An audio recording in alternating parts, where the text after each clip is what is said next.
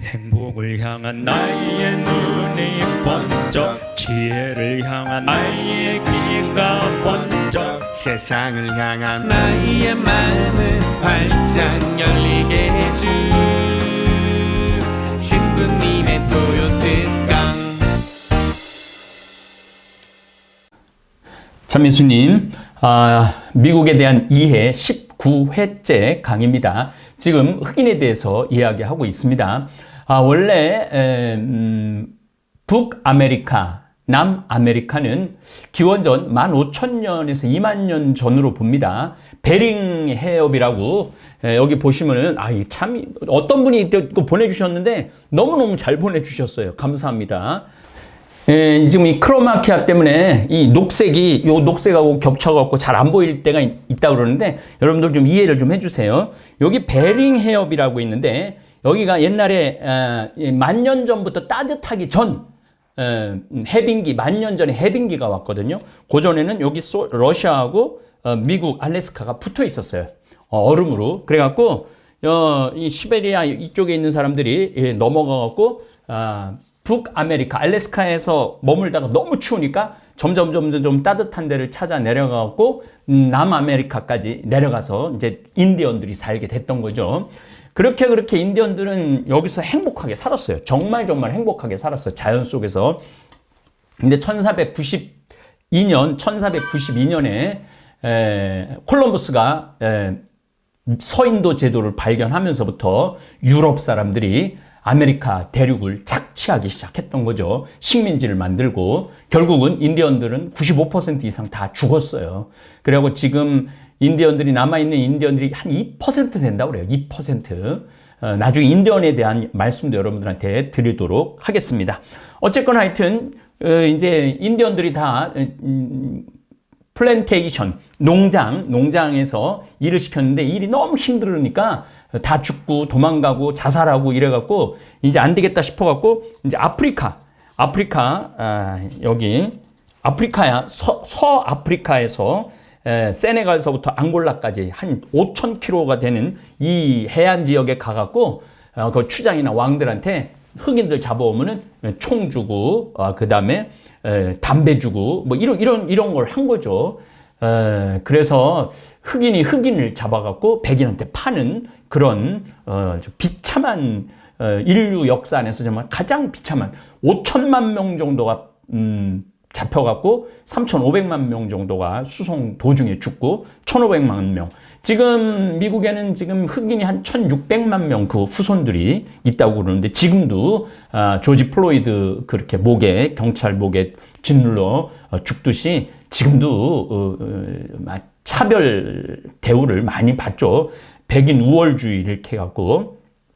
그래서 제가 유럽을 다니고 미국을 다니고 흑인들 보고 백인들 보고 또 인도 사람들 보고 다 보면서 가장 평화로운 민족이 우리 민족인 것 같아요. 우리가 지금 남북전쟁, 그 6.25 전쟁만 아니었다면 인류 역사 안에 참 평화로운 민족이고 국가가 아닌가 그런 생각을 하면서 흑인 이야기를 하겠습니다. 아프리카에서 잡혀온 대부분 흑인들은 카리브해의 섬 지역이나 브라질에 팔려갑니다. 사탕수수 농업에 많은 흑인 노동력을 필요로 했기 때문입니다.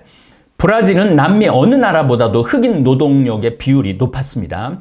브라질을 가보면요 정말 끝도 없는 평원이에요. 브라질도 아주 또 브라질은 뭐가 좋으냐면 나무가 어마어마하게 좋아요. 그래갖고 그걸 다 잘라내고 요즘 농장을 만들어 갖고 아마존 지구의 허파인데 그 아마존이 없어지는 것도 문제죠. 어쨌거나 자연스럽게 백인과 흑인 사이에 혼혈인 물라토가 많이 태어납니다. 그래서 완전히 새카만 게 아니고 또 완전히 하얀 게 아니고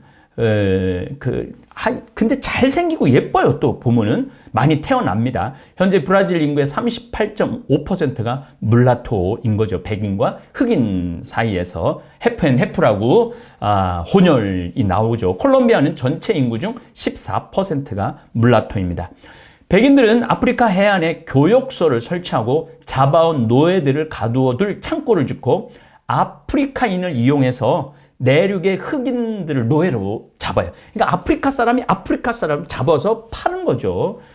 이렇게 아프리카에서 잡힌 노예들은 노예성 갑판 맨 밑에 어두운 손실에 손목 찾고 하고 발목 찾고 하고 목 이렇게 찾고 해갖고 일렬로 그대로 누워 있는 거예요.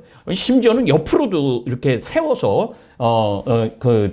끌고 온 경우도 있습니다. 그러니까 뭐 어깨를 다닥다닥 어깨를 맞대고 누워서 2달 내지 6달을 항해해야 됐죠. 노예를 장작 늘어놓듯이 장작 이렇게 하듯이 태우면 배는 한 200명 정도 실을 수 있다고 합니다.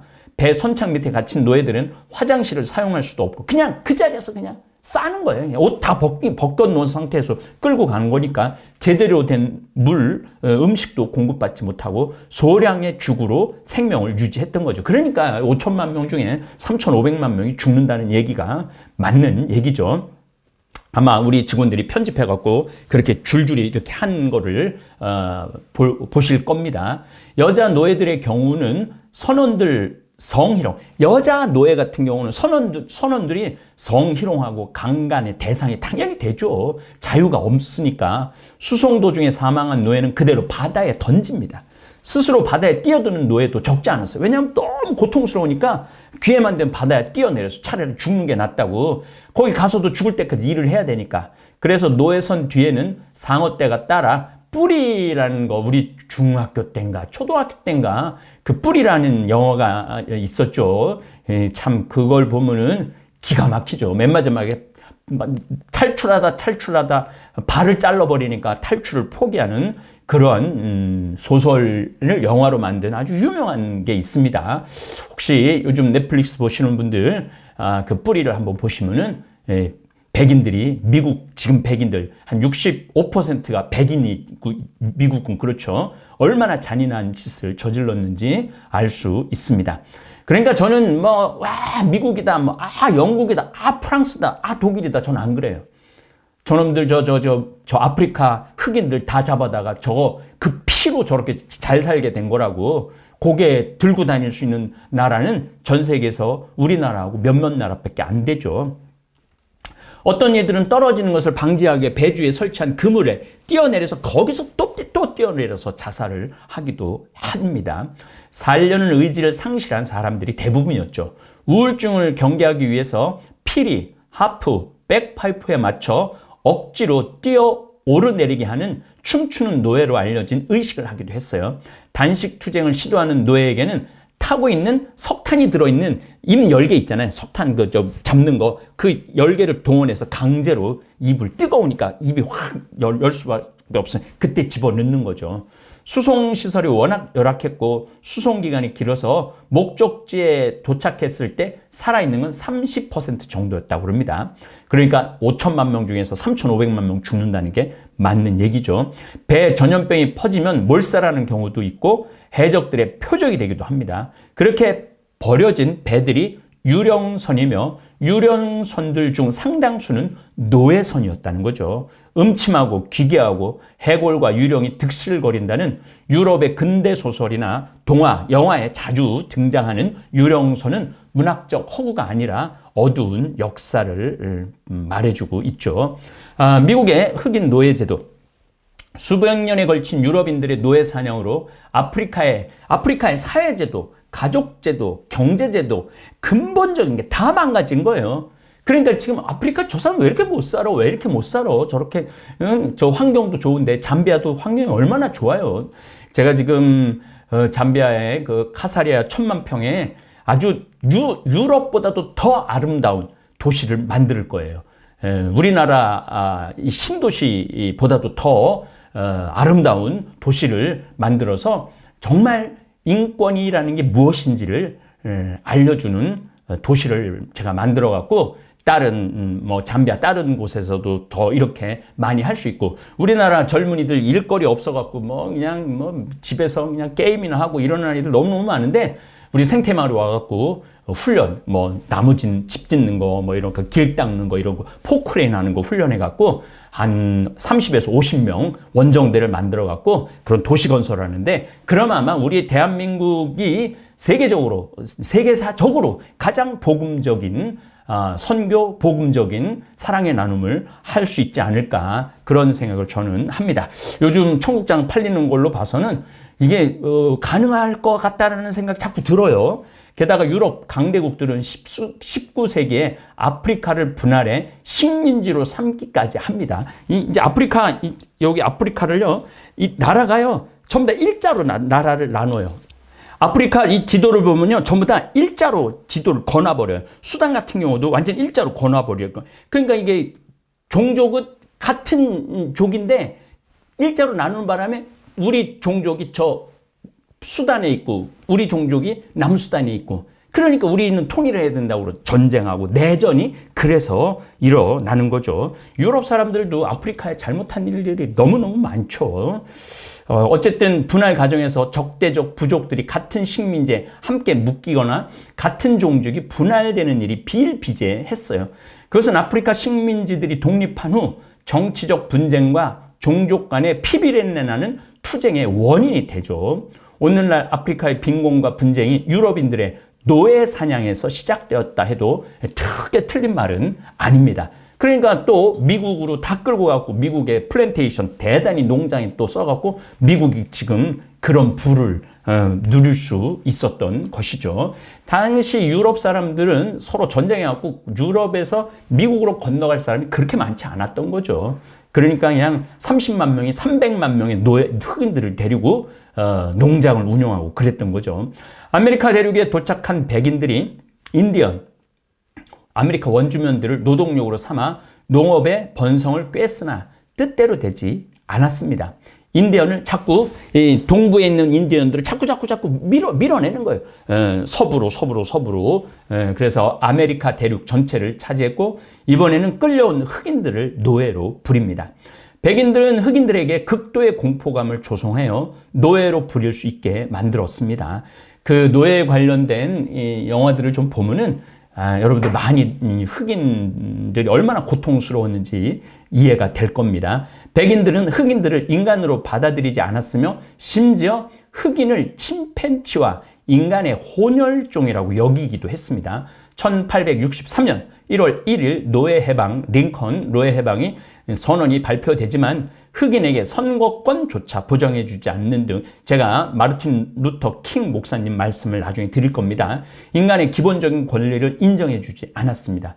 이후 백인들의 이러한 억압에 대항하여 펼쳐진 비폭력 인권운동이 결국 흑인의 기본권을 보장받도록 했죠. 애틀란타 지금 어제 총을 쏴갖고 우리 한인이 4분이 돌아가셨다고 그러는데 애틀란타에 마르틴 루터 킹 목사 그 기념관이 있어요.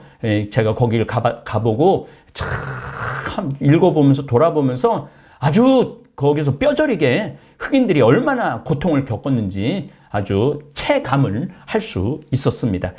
또 애틀란타라고 그러니까 CNN도 제가 가봤어요. CNN에 가갖고 뉴스 하는 것도 관람을 하고 또 날씨 하는 것도 이렇게 관람을 하고 CNN 기자들이 전 세계에서 어떤 소식을 어떻게 이렇게 해오는가도 제가 봤죠. 그런 거 보니까 제가 참 돌아다니면서 본 게 많은 것 같아요. 하여튼 여행은 우리의 시야를 굉장히 넓게 해주는 것 같아요. 그리고 또 제가 여행 다니면서 우리 한국이 얼마나 아름다운 나라인가, 얼마나 평화로운 나라인가. 물론 1980년 5.18 광주 항쟁, 그 정말 우리 학생들 수백 명을 죽인 전두환, 지금도 저렇게 자기 잘못을 모르고 정말 뻔뻔하게 지금 살고 있기도 하지만은 우리도 그런 역사가, 근데 다행히 우리는 그런 역사가 길지 않았다는 거죠. 식민지 해방하고 이승만 대통령이 한 13년, 박정희 대통령이 한 17년, 그 다음에 전두환 노태우 대통령이 한 10년, 그래서 한 40년 정도 우리가 식민지 후에 갈등이 있었죠. 그 이후로는 정말 민주 정권이 계속 교체되는 거죠. 지금 가끔 무슨 극보수 또 극좌파 태극기, 촛불 이렇게로 상징이 되는데 그분들은 언어가 분노가 꽉 찬 언어를 너무 많이 써요. 전 세계적인 역사를 보고 전 세계의 흐름을 보면은 우리나라는 지금 정말 평화로운 나라예요. 그렇게 200만 명, 300만 명이 그렇게 광화문에 모여도 총 한 번 안 쏘고 이렇게 평화적으로 정권이 내려앉는 일도 아마 이 역사 안에 없을 거예요. 그러니까 여러분들 제 강의 듣는 많은 분들 좀 자긍심을 좀 많이 가지시면 좋을 것 같아요. 미국의 흑인 노예가 처음 수입된 것은 1619년 8월 버지니아 식민지 그 유명한 제임스타운에 네덜란드 국적선에 노예선 한 척이 도착해서 20명의 흑인을 팔아 넘기죠. 그때부터 링컨 대통령이 노예 1863년 그러니까 거의 250년 동안 노예 제도가 지속되었던 거죠. 그러나 노예 제도가 없어졌다고 해도 지금 150년이 지난 지금도 160년이 지난 지금도 흑인 차별은 미국에서 지속되고 있고 흑인들이 그 기존의 그 주류 사회에 들어가기가 참 쉽지 않죠. 버락 오바마가 대통령이 된 거는 어떻게 보면은 기적이기도 하죠. 워낙 부시가 못했기 때문에 그런 것도 있죠. 17세기 말까지 미국에는 소수의 노예만 유입이 됩니다. 1700년까지 28,000명의 흑인이 미국으로 이주해 옵니다. 그러나 18세기 미국 남부 플랜테이션 농업, 버지니아 뭐 이쪽 아래쪽에 농업이 자리 잡기 시작하면서 유입되는 노예 수가 빠르게 증가합니다. 1760년 흑인의 수는 25만 명에 달하고 남북 전쟁 1867년부터 1863년 한 7년 정도 전쟁했을 때는 남북 전쟁은 19세기 중엽에는 수백만이 되었죠. 남북 전쟁도 제가 여러분들한테 자세하게 강의할 겁니다. 아직 남북 전쟁은 가지도 않았어요. 지금 미국에 이제 독립한 상태에서 노예로 미국의 노예 제도를 이해하지 못하면은 미국을 이해할 수 없기 때문에 지금 노예에 대해서 길게 얘기하는 겁니다. 초기에 미국으로 넘어간 흑인들 신분은 유동적이었어요. 흑인들은 백인 계약 하인과 크게 다르지 않았습니다. 일정 기간 일하고 기간이 끝나면 자유민이 되는 경우가 있었는데 미국에서 흑인 노예가 제도가 정착되기 시작한 것은 17세기 말이야. 시간이 가면 갈수록 좋아져야 되는데 더 나빠졌던 거죠. 그 무렵 흑인과 백인이 인종적으로 명확하게 분리가 됩니다. 주인들은 백인들을 부릴 때와는 달리 이런저런 핑계로 흑인들은 계약 하인 신분으로 계속 묶어두었죠. 법이 그것을 강요하게 됩니다. 또한 흑인들이 인종적으로 열등하다는 생각을 확산시키면서 흑인의 노예화를 합리화했죠. 18세기 초에는 식민지 의회들이 앞다투어 흑인들을 영구적으로 노예화하는 법을 만듭니다. 노예 제도는 법적 제도로 자리 잡아갑니다. 이런 일련의 과정은 흑인을 영구적으로 노예화함으로써 값싸고 안정된 노동력을 확보하기 위해서였습니다. 같은 백인을 계약인으로 부리는 것보다 피부색이 전혀 다른 흑인 노예를 부리는 것이 그들에게 종교적으로나 도덕적으로 훨씬 편안했던 거죠. 그래서 이 정말 불행한 흑인 제도가 250년이나 지속됐고 또 지금까지도 흑인 차별이 있죠. 미국 내에서 흑인의 위치는 남부와 북부에 따라 어느 정도 차이가 있습니다. 이거 굉장히 중요합니다. 남부는 담배와 쌀과 면화 사업이 번창했고 흑인 노예들은 주로 들에서 노역을 합니다. 일부 흑인들은 농장에서 자체적으로 필요한 목수, 무두장이, 가죽 이렇게 하는 소가죽 뭐 이런 거 무두장이가 우리죠. 재단사, 벽돌공 같은 일을 맡기기도 합니다. 반면 북부에서는 농사 외에도 많은 흑인 노예들이 자벽부로 일을 해요. 그러니까 전문공들이 많은 거죠. 그들은 목공, 고기잡이, 고래잡이, 마부, 요리사, 집사, 세탁부 같은 일에 종사를 합니다. 흑인들의 그런 자벽부에 이른 노예 해방 이후 하층 백인들의 노동과 겹쳐져서 인종 간 충돌 요인이 되기도 합니다. 그래서 KKK라는 그런 것들도 나오기 시작을 하죠. 일반적으로 우리가 백인과 흑인을 구분하는 기준은 피부색입니다. 피부가 흰은 백인이고 피부가 검으면 흑인이라는 식입니다. 하지만 미국에서 흑인과 백인을 구분하는 선은 피부색과는 무관합니다. 노예 시절부터 미국에는 한 방울 원칙이 있어요. 원 드롭 룰이라고. 아무리 피부색이 하얗더라도 흑인의 피가 한 방울이라도 섞여 있으면 그는 흑인으로 분류되어 노예로 살아야 합니다. 그 유산은 지금도 암암리에 이어지고 있죠. 피부색이 하얀 흑인이 백인 행세를 하기 위해서는 몸속에 흐르는 흑인의 피를 숨기고 살아가야 하는 거죠. 한 방울 원칙, 원 드롭 룰이라는 거. 북아메리카에서는 혼혈인이라도 유럽인과 신체적 특징이 유사하다면 유럽인과 같은 사회적 지위를 부여하는 남아메리카 다르게 혼혈 억제 정책을 핍니다. 그러니까 백인은 백인끼리 결혼하고 흑인은 흑인끼리 결혼하라 이거예요. 섞이지 말아요. 물라토처럼 그렇게 섞이지 말라는 거죠. 남북전쟁이 끝나고 노예는 자유인이 되지만 많은 흑인들이 갈 곳이 마땅치 않았죠. 노예를 해병시켰다는 북부도 남부의 흑인들을 수용할 생각은 전혀 하고 있지 않았죠. 결국 거의 대부분의 흑인들이 남부에 그대로 주저앉을 수밖에 없었는데 남부의 백인들은 흑인 분리 정책을 강화합니다. 공공시설, 교육시설, 대중교통시설 등 모든 시설에서 백인과 흑인의 시설이 별도로 설치됐습니다. 1920년대 남부의 흑인들이 북부의 산업도시로 이주하자 북부에서도 인종 갈등이 심해집니다. 그러니까 1863년 1월 1일 날 노예 해방이 선언돼도 1920년이 돼도 역시 인종 갈등이 계속 있었더죠. 이로 인해서 누구를 흑인으로 정의할 것인가에 대한 문제가 대두되자 탄생한 것이 원 드롭 룰, 한 방울 법칙입니다.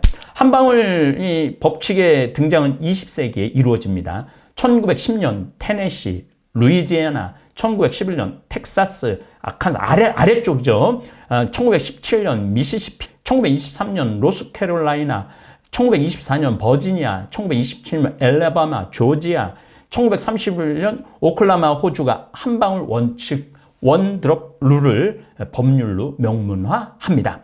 1967년 한 방울 규칙에 기반한 흑백 결혼 금지법이 연방 대법원의 판결로 폐지되지만 한 방울 규칙은 여전히 미국 사회에 많은 영향을 미치고 있죠. 미국 흑인을 분류함에 있어서 억지도 많죠. 대표적으로 미국 남부 정부기관에서 시행한 원 드롭 룰, 한 방울 원칙.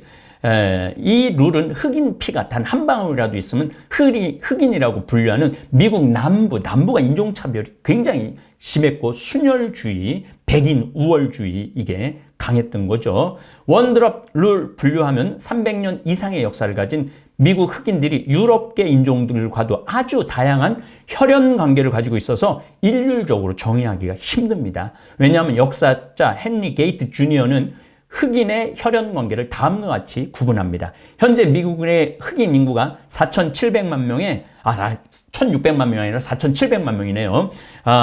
흑인 인구가 4,700만 명에 미국 인구의 13.5%에 달하는데 미국 흑인 중 58%는 12.5%의 유럽 혈연, 증조 부모 한 명이 백인이었다는 거죠.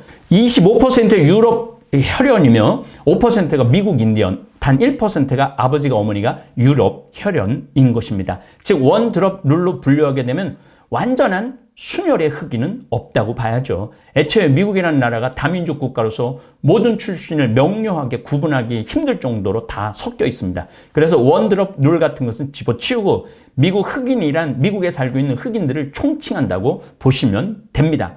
반대로 순수 백인이랄 것도 없다는 거죠. 그리고 우리 예수님 안에서는 그런 게 어디 있어요. 예수님 안에서는 예수님은 만민 평등하고 당신의 아들이고 누구나 하느님을 아버지라고 부를 수 있도록 한 거죠. 원 드롭 룰까지 우리가 공부를 했습니다. 다음 시간에는 흑인의 머리에 대한 말씀을 드리겠습니다. 이 흑인이 머리가 지역마다 달라요. 완전 이렇게 꼬불꼬불 해갖고 머리를 파고드는 흑인 머리가 있고 아니면 머리가 이렇게 부해간 흑인 머리가 있고 방글라데시는 또 머리가 굉장히 곱고 방글라데시는 또 거지도 이쁜 나라죠. 그래서 다음 시간에는 머리에 대한 이야기를 좀 하도록 하겠습니다. 감사합니다.